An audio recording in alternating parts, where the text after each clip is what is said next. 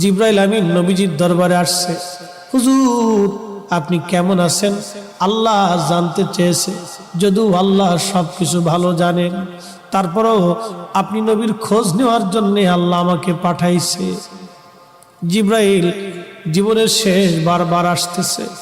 জিবরাইলকে নবীজি বললেন, জিবরাইল আমার কাছে অসুস্থতা লাগে, খারাপ খারাপ লাগে, শরীর ভালো লাগে না। জিবরাইল আমিন চলে গেলেন। পরের দিন আবার আসছে। হুজুর আল্লাহ জানেন, তারপরেও খোঁজ নিতে পাঠাইছে। কেমন আছেন গো নবীজি? নবী বললেন, জিবরাইল আমি অসুস্থ। আবার চলে গেলেন জিবরাইল। পরের দিন আবার আসছে। আবার এসে খোঁজ নিয়ে বললেন, হুজুর আপনি কেমন আছেন? নবীজি বললেন, জিবরাইল অসুস্থ আমি। জিবরাইল আবার চলে গেলেন। চতুর্থ দিনের মাথায় জিবরাইল আসছে। একা আসে নাই রে, মালাকুল মউতকে সঙ্গে করে নিয়ে আসছে। আহা, আমাদের কাছে মালাকুল মউত আসবে, জিজ্ঞাসা করে আসবে না, কিন্তু নবীর দরবারে মালাকুল মউত আসছে। এসে নবীজিকে সালাম দিলেন।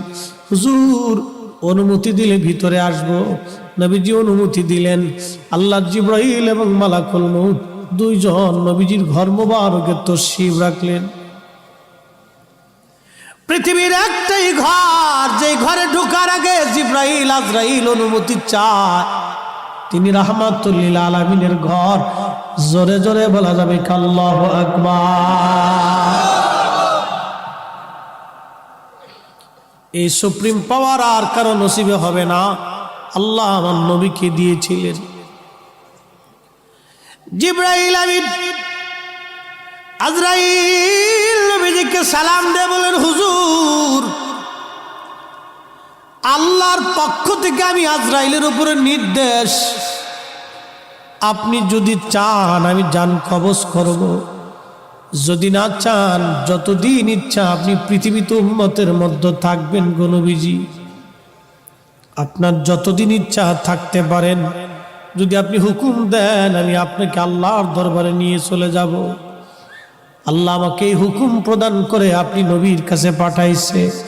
ইয়া নবী আল্লাহ, অনুমতি যদি দেন, আপনার যেইভাবে অনুমতি হবে আমার হুকুম সেইভাবেই হয়েছে। হুজুর পৃথিবীতে এইভাবে কারো, আপনি নবীর আগে কারো অনুমতি হয় নাই, আপনি নবীর পরে এইভাবে কাউকে বলাও হবে না। ও নবীজি অনুমতি যদি দেন জান কবজ করব, যদি না দেন যতদিন মন চায় আপনি ততদিন পৃথিবীতে থাকবেন। তার মানে পৃথিবীর হায়াত নবীর ইচ্ছার উপরে নির্ভর।